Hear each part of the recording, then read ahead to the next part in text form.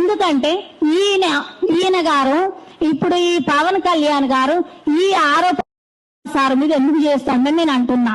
ఈయన దొంగ నా కొడుకులు, ఈయన గులాంగిరి చేసే సొత్తులు మరి సారు మీద ఎన్నో బండాలు వేస్తారు. ఈ సాధగన్న కొడుకులు ఎన్నో బండాలు వేస్తారు, సారు మీద ఎందుకు వేస్తానని నేను అడుగుతా ఉన్నా. నా కుటుంబాన్ని ఆదుకోవద్దని వేస్తానులా, లేకుంటే మా చెప్పుతోని కొడతా, మరి చెప్పుతోని కొడతాను. సార్ జోలికి ఎవరు వచ్చినా కూడా ఊరుకునే ప్రసక్తే లేదు. సార్ వెనుక మేమందరం ఉన్నాం.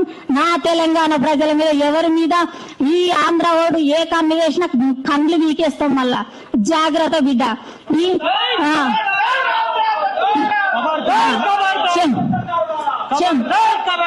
చెప్పుతోని కొట్టడం జరుగుతుంది, ఖచ్చితంగా చెప్పుతోని కొట్టడం జరుగుతుంది. నా తెలంగాణ ప్రజల మీదకి వచ్చినా, నా తెలంగాణ వచ్చినా జరుగుతుంది ఖచ్చితంగా. దొంగ నా కొడుకు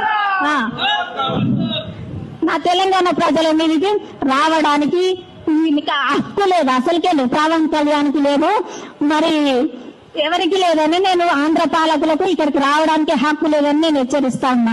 ఇంకెవరి మీద కూడా ఇటువంటి ఆరోపణలు వేసిన దొంగ నా కొడుకులను చెప్పులతోని అందుతామని హెచ్చరిస్తా ఉన్నా నేను.